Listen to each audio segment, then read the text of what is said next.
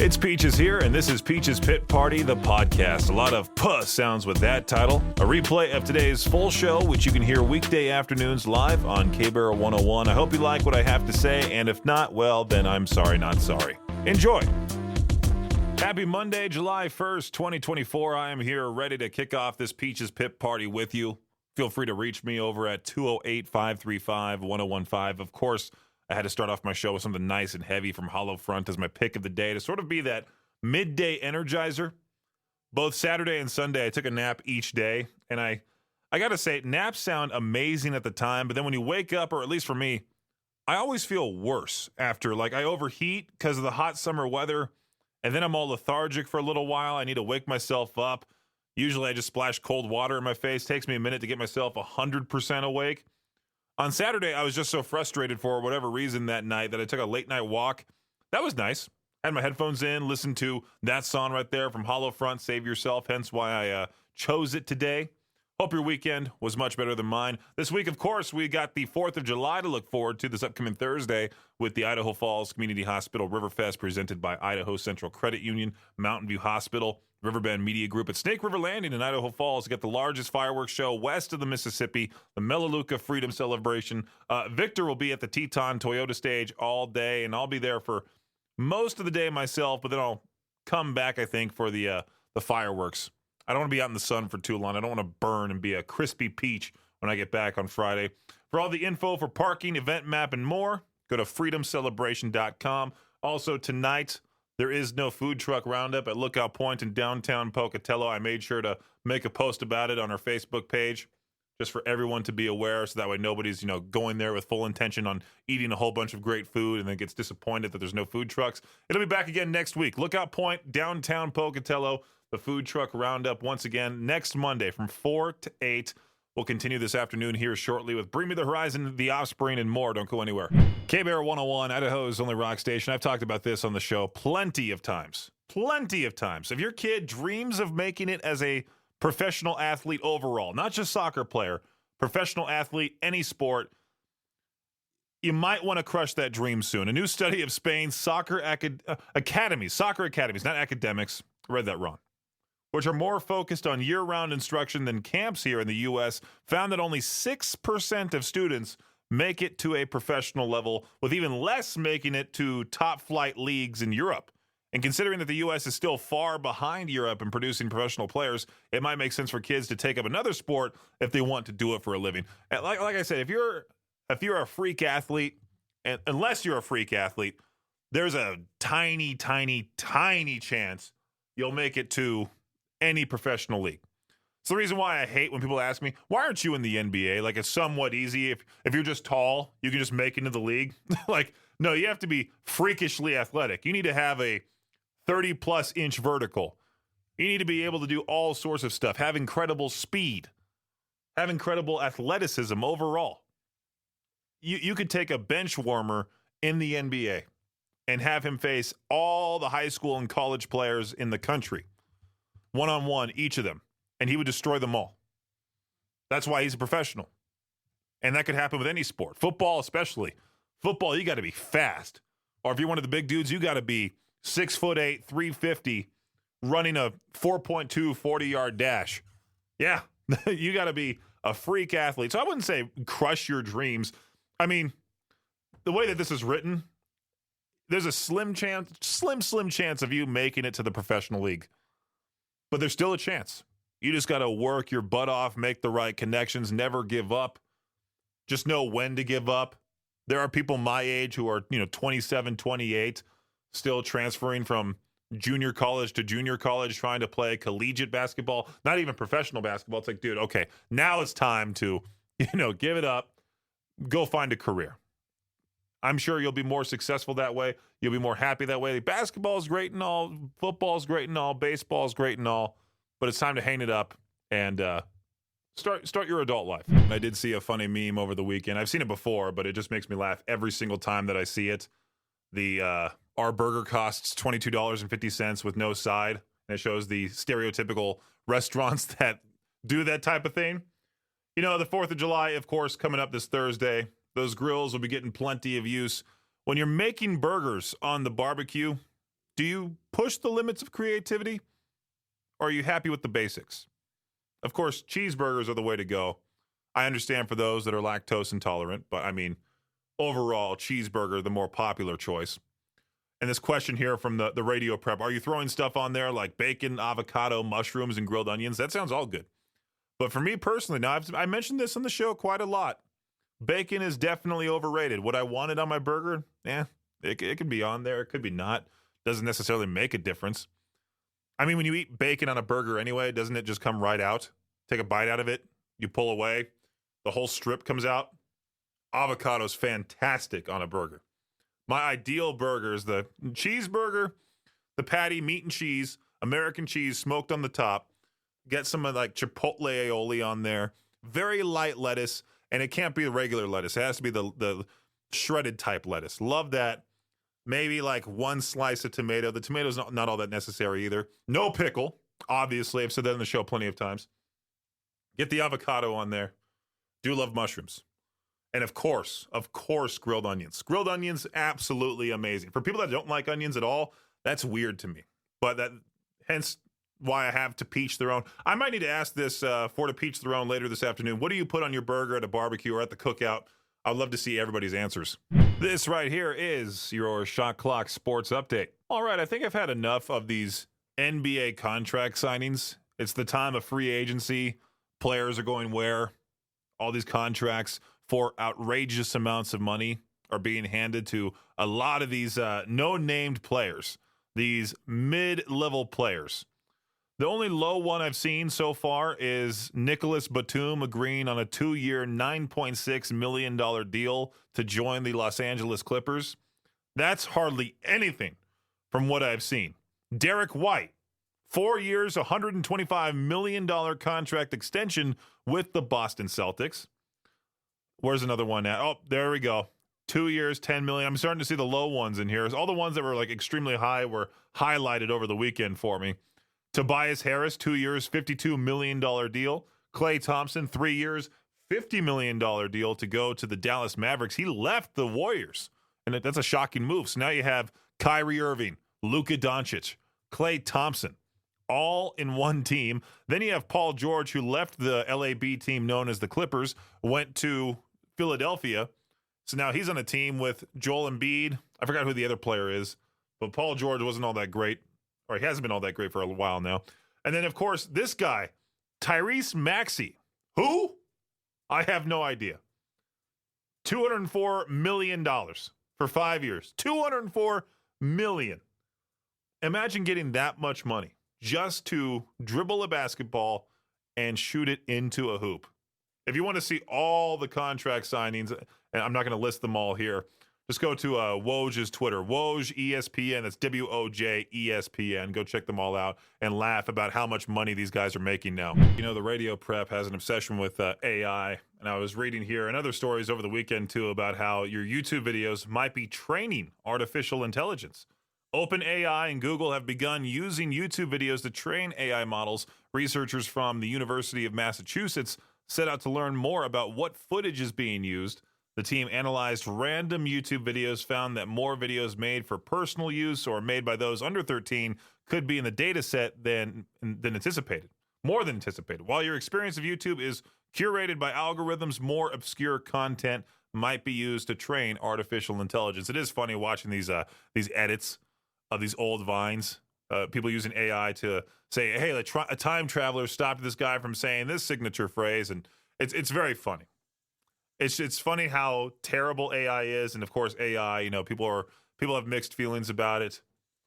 Again, I go back to what I said. If people use AI to their advantage to help out their business, that's great. But if you use AI to be a cheapskate and not pay real artists, and there's me using that phrase real, but it's true. Human artists. Pay human artists. Pay humans for their music, whatever it may be. Do not support artificial intelligence taking over stuff. It's always worrying to see an older celebrity that you like a lot trending on Twitter, because that used to mean they died and people were just making posts saying, hey, rest in peace to so-and-so. They were amazing. Here's a highlight from their career. I just saw Phil Collins was trending. My heart dropped for a second. And then I just saw people were just randomly uploading videos of Phil Collins doing different things at his shows. I wish I could have seen that guy live. He's one of my all-time favorite artists. I don't know what started that. Maybe it was back when I was young and saw the Tarzan movie and then heard Strangers Like Me and all the rest of his classic tracks, even back when he was in Genesis. A lot of good songs there. One of my favorite songs of all time. It's very weird. Mama from Genesis. When he makes this ha ha ha sound. It's very random, very weird. It's in the Grand Theft Auto 5 video game for those that want to go hear it and, or think that it sounds familiar. Was it in GTA 5? Shoot. Where was it at? Let me check this out. Mama Genesis GTA 5. It was in GTA 4. Maybe that's where I heard it. Yeah, it was in GTA 4. Liberty Rock Radio. Wasn't in GTA 5. I was like, yeah, wait a minute. It's the other GTA, the older GTA. That GTA 4, by the way, not necessarily the best looking now. Neither is GTA 5. It's funny how video games get better and better as time goes on. We don't see it with our eyes, but then when we revisit those old video games, we go, oh, yeah, that's right. That game used to look great, but now it looks like complete garbage. K-Bear 101, I should have included this during my Shot Clock Sports update. I had a hard time believing this was real until I saw a legitimate source post about it. The Lake County Captains, an affiliate of the Cleveland Guardians, have unveiled the Roto-Rooter toilet roll. Of course, Roto-Rooter probably paid them a lot of money to have this. For $16, you could watch a minor league baseball game from a toilet. And it's a toilet-looking seat that you can sit on there. That's cool and all, but I'm waiting here very soon. I'm going to see a story pop up that says like, oh, we got the Roto-Rooter toilet seats taken away because, some guy decided to lift up the seat cushion and actually use it as a toilet. I feel like that's going to happen more than once. That there's going to be some dude who's going to want to recreate what I call on the air the J-word movie and decide to lift up the cushion, do his business, and then leave. And then that will cost, the whole stadium to take those seats out, put in regular seats, and think this was a funny idea at first, and then it backfired. I don't know why this is exactly happening. Maybe it's because I'm drinking a lot of soda as of late.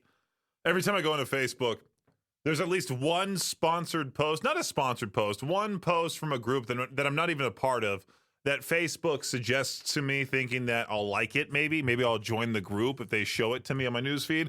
It's a Mountain Dew lovers group. And I do love Mountain Dew Baja Blast, but all the other flavors, not my favorite. I'm not going to even say what my favorite soda is because my phone's right here on the counter. Next thing you know, I'm getting, that specific type of soda ads all over my phone. I think I share a lot of Dr. Pepper memes with my friends because I have a friend named Hunter. I have a couple of friends that are obsessed with Dr. Pepper, and I send them memes about the soda. And for some reason, that also popped up. Dr. Pepper group or a Dr. Pepper lovers group, something like that. And this one particular person bought 16 cases of the soda at the store. 16 cases of Dr. Pepper. All the comments were like, hello, kidney stones. And it was pretty funny. I really want to go through with the Fuzzy Thoughts with Peaches segment because I think it would be funny. And we talked about it during the noon hour of Madness and Mayhem powered by Jalisco's today as to why exactly this particular fast food restaurant that shall not be named on the air because I'm not trying to give a free plug out, decided to raise the build your own meal by a whole $1. It used to be $10. Then somebody slapped a sticker. I noticed that over the weekend. Somebody slapped a sticker over the original price that now says $11 instead of $10. Why? Doesn't really seem like you'd make a profit. Did the bosses say, hey, we got to raise the price of the build your own meal by $1? For what reason? I don't know. The fast food price wars are happening right now with all these fast food restaurants copying the McDonald's, of course. They copied McDonald's with the $5 meal deal crap. And now this other restaurant is now offering a $7 value meal, which I'm saying is a complete lie because I have visited there a couple of times and different locations, as a matter of fact. Not a single one of them in this area is offering it for $7. My total every time comes out to $9. My total before tax is like $8.30 something. Why is it that it says here it's being advertised as the $7 value meal, but when I go to the drive-thru and order it, it comes out to $9 flat. Maybe I need to avoid fast food. I do desperately need to avoid fast food. What am I even talking about? I do need to just make my own food at home and stop going to these drive-thrus. All right, a peculiar trend has emerged among young people in China who are seeking stress relief, traveling to fields and livestock markets to touch the butts of sheep. That is right. You heard me correctly. In June, markets in northwest China, Xinjiang, I'm sure I pronounced that completely wrong. They were crowded with tourists eagerly waiting to engage in the unusual practice as sheep secured with nylon ropes stood in rows waiting to be traded. As tourists walked past the animals, the sound of patting and laughter could be heard. It transpired that many mainland social media posts have suggested visiting markets to touch sheep buttocks in this place. That's right. A tourist even shared that the animals' rumps feel bouncy and soft and claimed that touching them is incredibly addictive. Okay, that's weird. Very weird. Imagine if I were a farmer. Imagine if you were a farmer and you're just watching people touch the butts of your livestock. Yeah, and one of the videos, a person is seen patting a sheep's rear end and saying, this is really stress relieving. That's very weird, man. I don't know. Keep your hands to yourself. there was something here in this article about how like some of the farmers feel mixed emotions about this. No kidding. No kidding. I should have reported this story or talked about this story, reported this story like I'm some sort of a news reporter. No. I should have talked about this story last week when I saw it pop up. It's one of the funniest videos I've ever seen. I'm not a soccer guy in any way, shape, or form. Not necessarily one of my favorite sports to watch. But I don't know if it was between Albania and Italy. There was some sort of soccer match going on, and the Albanian fans were breaking spaghetti noodles in front of the Italian fans to drive them nuts. And some of them were, going along with the bit, going, no, and screaming, and it was great. And now I'm reading here about this group of Chilean fans who watched the soccer game against Peru next to an open casket. Footage of mourners catching the Copa America game during a funeral has gone viral on social media. The deceased Grandpa Fenya was apparently a huge sports fan. His casket was surrounded by flowers, a poster of him holding a sports trophy. The game ended in a draw with no goals scored at all. Soccer fans are hardcore. They're very, very, very passionate about the game. Usually every year, not every year, or every time the World Cup happens, I tend to stay far, far away from the TV because I just don't care that much about soccer. To watch 90 minutes of a sport of people kicking a ball at their feet and then have the game end in like this right here, 0-0 or 1-0, is just downright dumb to me. It's like a step above golf. Not my thing. But you know what? To each their own. All the other countries besides the U.S. are extremely passionate about it to the point where people have, they're trying to watch the game with dead grandpa in a casket by their side. Would I want that when I die? No, just no. K-Bear 101 with Nothing More. Man, that band is amazing. That last album of theirs, Carnal, that was released this past Friday, my album of the year, hands down. I was playing it for my buddy Chauncey, and I love playing music for my friend Chauncey as many times as I can because if he really likes a song, he'll start screaming during the song. He'll act like a YouTuber, but without the YouTube. He'll fall and go, oh my God. He'll start screaming and saying, oh, this is my jam, that type of thing. And he's hilarious. And I love the guy to death. And I'm always excited to share new music with him. And I was playing him this album. We've now developed this habit of hopping on Discord, just the two of us, and playing a new album from start to finish. I did that with Bring Me the Horizon for him. I did that for Wage War. And I also did that for Nothing More for him. And he's like, wait, is this the first time Peach is going to play me back-to-back-to-back songs that are absolutely amazing? And it happened. He loved the entire album. He thought it was fantastic. And I'm sitting there listening to it again going, man, every song on this album is an absolute banger, as the kids would say. Banger! Yeah! I say that like I'm not 27. These kids these days. But Nothing More Carnal, hands down, my album of 2024 so far. So far. There magically could be an album that gets released in September that might take the title away from Nothing More. I doubt it, though. It's now that time for To Peach Their Own right here on K-Bear 101. You call in live to the show at 208-535-1015. Talked about today's question earlier when I was talking about fancy burgers.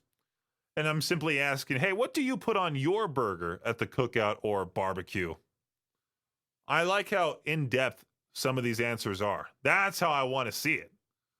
Looking at Tony right now, usually I grill the patties with a splash of, now I call it Worcestershire sauce because it's more fun to say it that way, and a dash of Lowry's. Quick and basic, but I'm usually strapped for time. Sharp cheddar, romaine lettuce, tomato, dill pickle, mustard butter, and toast the bun. That's the way to do it. You always got to toast the bun. 100%. Then you got people who are simple, like Tommy, everything available. There are those that just, take a dip out of every part of the toppings there, put it right on. Let me see who else went in depth with this question here. Mayonnaise, jalapenos, bacon, cheese, lettuce, mushrooms, avocado, not all on the same burger. You have more than one burger, Don? I appreciate the answer, but I need more explanation on that. 208-535-1015. What do you put on your burger at the cookout/barbecue? I see Job posting a photo of a burger with a ton of pickles on it. How disgusting. This is why it's called To Peach Their Own. Let me know your answer. What do you put on your burger at the cookout/barbecue? There we go. Now I finally got someone to answer today's To Peach Their Own. How's it going? Good, how are you? Didn't want you to feel alone. Hey, there we go. Appreciate it. What do you put on your burger at the cookout? Ranch dressing. Only ranch? And bacon. Okay, and bacon. So you're talking meat, cheese, bacon, and ranch. Yeah, no vegetables. I don't eat rabbit food. You're just straight to the point, right to the meat. Yes, sir. Hey, K-Bear, how's it going? Oh, it's going, Peaches. How you doing, man? Doing fantastic. Glad I'm finally now getting callers after begging on the air for people to answer my question of the day today. What do you put on your burger at the cookout? Well, I'm a little bit of a snob because I grew up in New Mexico. So I take green chili and I'll throw it on the grill with some onions and a little bit of butter and saute it up so they're cooked real good.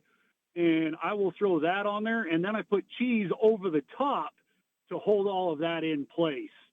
So I get a great little kick with it, and it just, it tastes delicious. I'm writing this down. I'm noting this. This sounds amazing. Green chili sauce. I never would have thought of that. Well, it's not green chili sauce. It's the chopped green chili. Oh, how about now, both? They sell it in some jars, Okay. and it's called 505, and Walmart carries it. All right. So it's the roasted green chili with a blue label on the jar. Heat some of that up, a good tablespoon of it. Throw, a little tiny bit of minced garlic in with it, and your onions, and mix it all together. Oh, man, that is a treat. K-Bear, what do you put on your burger at the cookout? Hey, I do baked beans and chips. What kind of chips? Kind of whatever I have. Usually like the Lay's or like the Ruffles cheddar cheese ones, cheddar cheese and sour cream. Are you talking like Bush's baked beans, like the canned baked beans? Well, when I go to cookouts, we do homemade baked beans. Oh, nice. So it's a little better. No Get the cheese chunks or of anything bacon like and that? stuff in 'em. Yeah, sometimes, but usually like the baked beans have enough flavor that you don't need to add a lot of extra things. Baked beans and chips, and that's it. Simple but effective. I like that. K-Bear, how's it going? It's going swell. Yourself? Doing fantastic. What do you put on your burger at the cookout? Well, we do something called the kitchen sink. So our burgers are just a regular burger with whatever dry spice you want to put on it. And then you put cheese on it, but you do something called a skirt. So you cover the top with cheese, but then you also make the diameter of the burger twice as thick, but with a layer of cheese. And you wait till that gets all crispy and caramely. And then on top of the burger, you put a slice of grilled pineapple, thick cut slice of ham, a fried egg, and a chicken breast. Wow. Lettuce, tomato, pickles. Hence why it's called the kitchen sink, huh? Yep. Thanks for listening to Peach's Pit Party, the podcast. If you enjoy the show, please share, subscribe, and rate the podcast. Peach's Pit Party is hosted by me, Peaches, and is a production of Riverbend Media Group. For more information or to contact the show, visit riverbendmediagroup.com. Until next time, Peach out.